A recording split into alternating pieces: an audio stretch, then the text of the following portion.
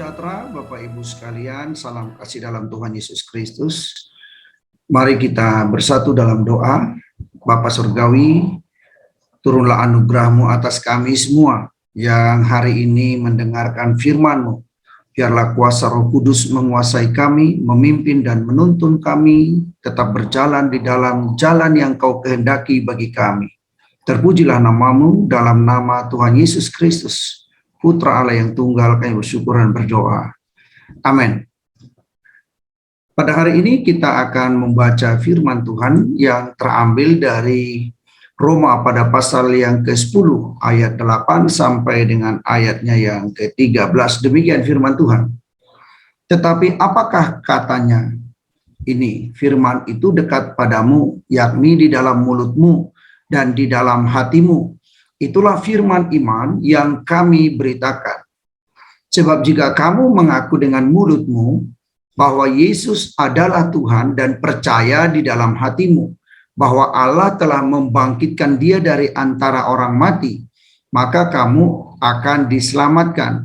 Karena dengan hati orang percaya dan dibenarkan, dan dengan mulut orang mengaku dan diselamatkan.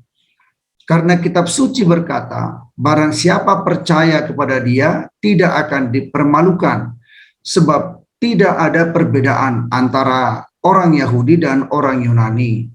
Karena Allah yang satu itu adalah Tuhan dari semua orang, kaya bagi semua orang yang berseru kepadanya. Sebab barang siapa yang berseru kepada nama Tuhan akan diselamatkan. Tema kita hari ini adalah orang yang berseru kepada Tuhan akan diselamatkan.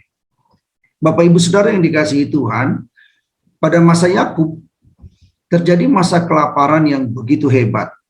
Dan sebelumnya sudah terjadi bahwa anaknya Yusuf dijual ke Mesir oleh saudara-saudaranya. Dan Yakub merasa bahwa anaknya itu sudah mati, karena memang demikianlah cerita saudara-saudaranya atau anak-anaknya Yakub yang lain untuk memberitahukan ketidakberadaan Yusuf lagi karena dia sudah dijual oleh saudara-saudaranya ke Mesir.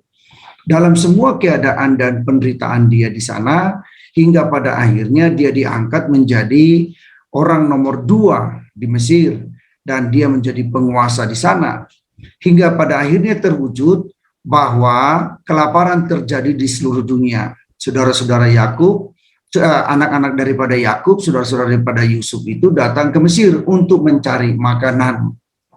Saudara, singkat cerita disitulah mereka bertemu dan pada akhirnya dibuatlah Yakub dengan anak-anaknya di Gosen. Di situ mereka bertumbuh banyak sekali dan menjadi satu kelompok yang besar dari satu umat yang besar yang ada di sana. Di dalam kitab Ulangan diberitahu kepada kita pada pasal yang Ulangan pada pasal yang ke-26 memberitahukan tentang akhir dari semua perjalanan mereka. Pada ayat yang ke-6 dimulai firman Tuhan menyatakan bahwa ketika orang Mesir pada akhirnya menganiaya dan menindas orang Israel yang ada di sana. Dan ayat itu berkata bahwa orang-orang Mesir telah menyuruh orang-orang Israel yang ada di sana untuk melakukan pekerjaan berat. Maka pekerjaan berat itu semakin berat dan semakin berat dihadapi dan diperlakukan kepada mereka. Hingga pada akhirnya ayat itu berkata pada ayat yang ke-7, maka kami berseru kepada Tuhan, Allah nenek moyang kami, lalu Tuhan mendengar suara kami dan melihat kesengsaraan dan kesukaran kami dan penindasan terhadap kami.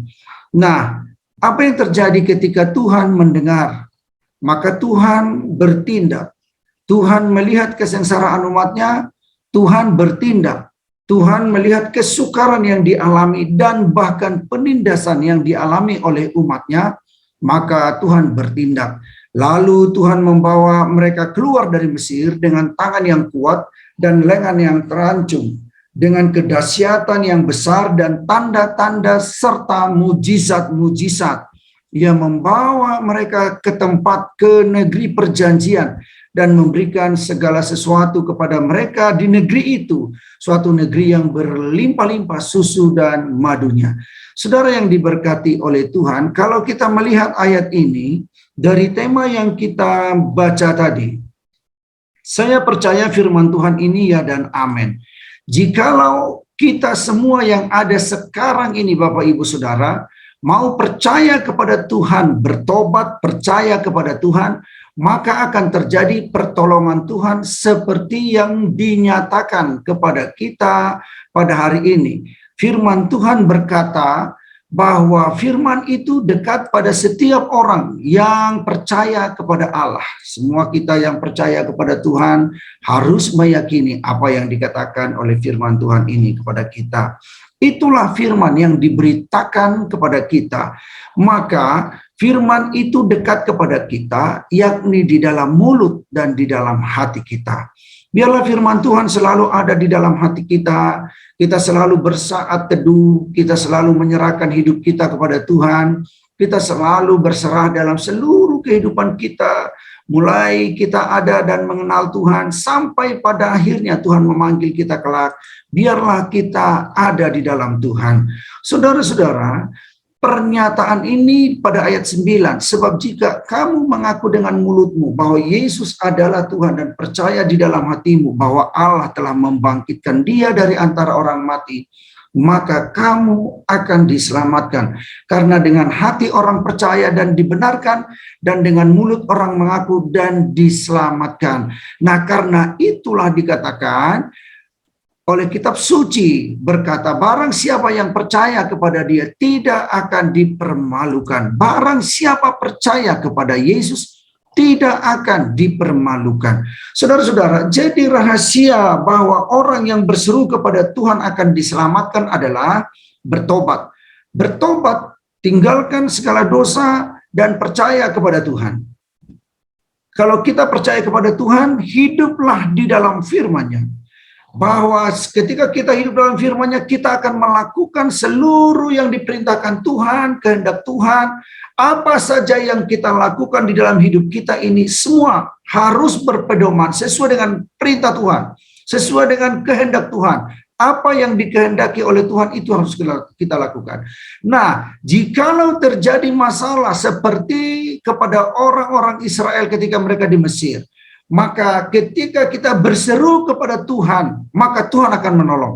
Kalau kita datang kepada Tuhan, berseru-seru, orang Israel, mereka semua dianiaya di sana, mereka semua mengalami penindasan di sana, dan ketika mereka berseru kepada Tuhan, Tuhan menolong mereka. Saudara-saudara, demikianlah dipercontohkan kepada kita. Jikalau kita percaya kepada Bapa di dalam nama Yesus Kristus Putra Allah yang tunggal, yaitu Tuhan Allah yang telah datang menjadi manusia dan telah datang menebus umat manusia dari segala hukum dosa dan maut yang harus diterima oleh manusia karena dosa-dosanya, supaya manusia beroleh keselamatan, supaya manusia tidak dihukum di dalam api neraka kelak. Percaya kepada Tuhan Yesus, maka ketika kita mengalami masalah, berseru kepada Tuhan, maka kita akan diselamatkan. Kita akan ditolong dari seluruh jenis pergumulan yang kita hadapi, dari semua persoalan yang kita hadapi, Bapak Ibu Saudara yang dikasihi oleh Tuhan. Ini menjadi sebuah perenungan yang kuat, yang besar dalam kehidupan kita, untuk kita terus berpegang kepada Tuhan. Di dalam Roma pada ayat yang Roma 10 ayat 11 itu katakan, karena kitab suci berkata, barang siapa yang percaya kepada dia tidak akan dipermalukan. Saudara-saudara yang dikasihi oleh Tuhan, dalam hal ini di dalam Yesus Kristus tidak ada lagi perbedaan antara orang Yahudi dan orang Yunani. Dan bangsa-bangsa di dunia ini tidak ada lagi perbedaan satu sama yang lain, jikalau kita semua percaya kepada Tuhan Yesus. Karena Allah yang disembah adalah Allah yang satu, Tuhan yang sama dari semua orang, baik orang kaya maupun orang miskin. Semua yang berseru kepada Tuhan akan diselamatkan. Itulah sebabnya ayat yang ke-13 ini menjamin dan menyatakan, dari Roma 10 ayat 13 ini menyatakan kepada kita, sebab barang siapa yang berseru kepada nama Tuhan akan diselamatkan. Nama Tuhan yang mana? Yaitu nama Tuhan Yesus Kristus. Nama Tuhan Yesus Kristus inilah kebenaran dan kekuatan dalam kehidupan kita yang menuntun kita kepada kemenangan dan demi kemenangan. Mari kita lihat Kisah Rasul pada pasal yang keempat ayat 11 ini mengatakan apa? Yesus adalah batu yang dibuang oleh tukang-tukang bangunan, yaitu kamu sendiri. Ini sebuah pernyataan yang dikatakan kepada orang-orang Israel, pemimpin-pemimpin agama Yahudi yang menolak Yesus. Tetapi ayat ini menyatakan namun ia telah menjadi batu penjuru. Saudara-saudara, ini sesuai dengan firman Tuhan. Maka ayat yang ke-12, Yesus itu dinyatakan di sini. Maka dan keselamatan tidak ada di dalam siapapun juga selain di dalam Dia, di dalam Yesus Kristus. Sebab di bawah kolong langit ini tidak ada nama lain yang diberikan kepada manusia yang olehnya kita dapat diselamatkan. Yang oleh nama itu manusia dapat diselamatkan. Tidak ada nama yang lain kecuali nama Yesus Kristus. Karena itu saudaraku yang dikasih oleh Tuhan, kita harus percaya kepada nama Tuhan Yesus. Lalu kita harus hidup di dalam kebenaran firman-Nya. Firman-Nya itulah pegangan kita untuk hidup dan melakukan seluruh kehidupan kita. Pekerjaan kita, cita-cita kita, aktivitas kita, bisnis kita, pelayanan kita, hidup rumah tangga bagi yang sudah berumah tangga. Orang-orang muda terus berpegang kepada firman Tuhan sesuai dengan kebenaran Alkitab itu sendiri. Saudara yang dikasih oleh Tuhan, maka dengan demikian kita selalu disertai oleh Tuhan. Dan andaikan ada masalah di dalam kehidupan kita, maka Tuhan Yesus menjadi batu penjuru bagi kita, menjadi penolong bagi kita. Dia menjadi solusi dalam seluruh kehidupan kita. Bahkan lebih dari yang kita pikirkan, saudara-saudara yang dikasih oleh Tuhan. Tuhan menyediakan berkat berlimpah-limpah bagi kita. Saya senang sekali ketika saya ingat akan firman Tuhan, ketika ayat ini dinyatakan dan menjadi penguatan bagi pribadi saya, bagi kita semua, bagi semua orang yang percaya kepada Tuhan. Mazmur 23 ini selalu saya ingatkan kepada setiap orang yang mau percaya kepada Tuhan. Lalu dikatakan dalam Mazmur 23, Mazmur Daud, Tuhan adalah gembalaku, takkan kekurangan aku. Ia membaringkan aku di padang yang berumput hijau. Ia membimbing aku ke air yang tenang. Ia menyegarkan jiwaku. Ia menuntun aku di jalan yang benar oleh karena namanya, nama Allah kita itu sendiri. Sekalipun aku berjalan dalam lembah kekelaman, aku tidak takut bahaya, sebab Engkau besertaku. Kedamu dan tongkatmu itulah yang menghibur aku. Saudara-saudara, mari kita diingatkan oleh Tuhan, apabila ada masalah di dalam kehidupan kita, saya inginkan bahwa Tuhan percaya, saya percaya bahwa Tuhan menginginkan ini kepada kita terjadi. Bahwa kita senantiasa berpegang kepada Tuhan, kepada kebenaran firman-Nya, maka Tuhan akan selalu membela kita.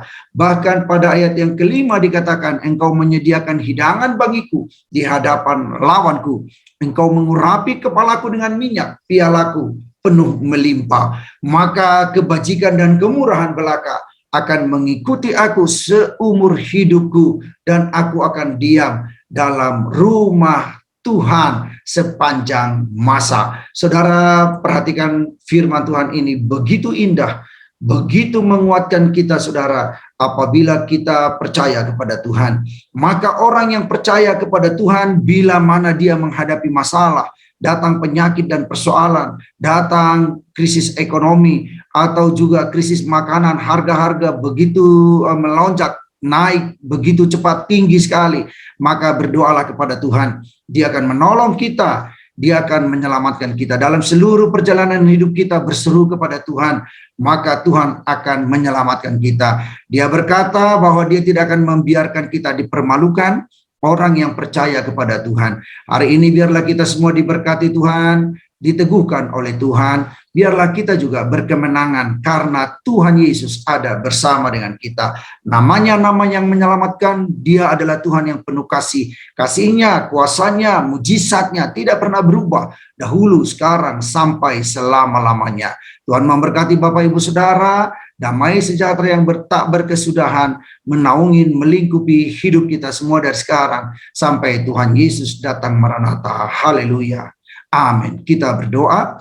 Ya Tuhan dan Allah kami, Bapa yang kami sembah di dalam Yesus Kristus Tuhan dan Juru Selamat kami, oleh pimpinan dan persekutuan Roh Kudus, urapilah kami semua, bimbinglah kami semua untuk tetap di dalam firman-Mu dan melakukan apa yang Kau kehendaki. Biar kami tetap percaya kepada Tuhan, mengaku dengan mulut kami, percaya dalam hati kami bahwa Yesus Kristus adalah Tuhan yang telah dibangkitkan oleh Allah dari kematian untuk hidup yang kekal, supaya suatu hari kelak setelah Yesus naik ke surga akan datang kembali untuk menjemput, membawa kami semua yang percaya kepadamu. Ya Tuhan Allah kami, biarlah kami semua dibawa masuk ke dalam kerajaan yang kekal selama-lamanya. Berkati semua yang mendengar firman-Mu, diteguhkan, dikuatkan, baik suami istri maupun anak-anak, semua pribadi lepas pribadi, diberkati Tuhan berlimpah-limpah.